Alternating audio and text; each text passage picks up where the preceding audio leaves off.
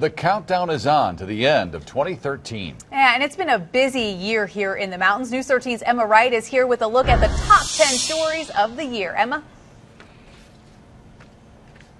Extreme weather, record-breaking crime statistics, and politics that put Asheville in the national spotlight. Here's a look back at some of the year's most memorable headlines.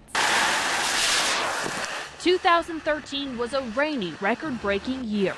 75 inches of rain, 30 inches above normal, swamped the mountains. The aftermath of overflowing rivers and flash floods took months to clean up. Madison County was hit particularly hard.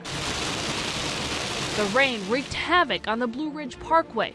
A huge crack, 100 feet long and 6 feet deep, opened up at milepost 375.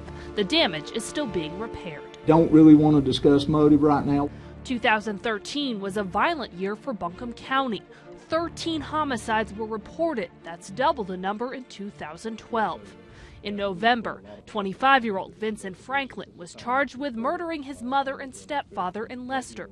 Joy and Andre Renee were found shot dead. Franklin is also charged with stabbing a man at a motel on Tunnel Road. In March, Asheville Police Chief William Anderson came under fire, accused of covering up a car accident his son, Chad Anderson, was involved in. The Asheville Police Department is mourning the loss of one of their own. Officer Robert Bingaman died in late October when his car flipped off the Jeff Bowen Bridge. He is the first APD officer to die in the line of duty since 1972. Arson is just a very destructive thing. A serial arsonist struck fear in Asheville's River Arts District in April. Fires were set in vacant warehouses, one of them at the future site of New Belgium Brewing's East Coast operation. No one was injured, but the arsonist was never found. Save Belshire, we love Belshire. In July, after 35 years, Asheville said goodbye to the Southeast's biggest street party. City Council pulled the plug on Belshire, saying it could no longer afford the festival's $500,000 price tag.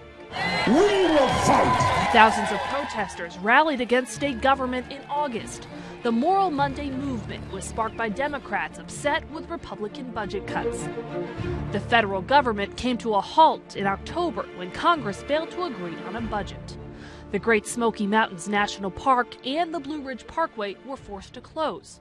The Pisgah Inn made national headlines when its owner defied government orders and remained open.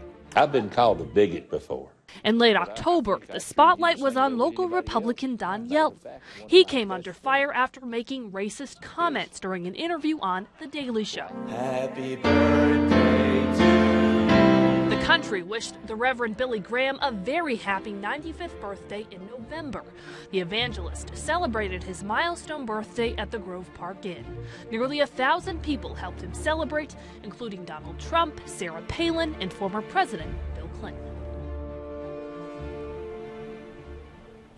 President Obama's visit to the mountains, new grocery stores on Merriman Avenue in Asheville, and the fight for marriage equality here in North Carolina also made our list of top stories.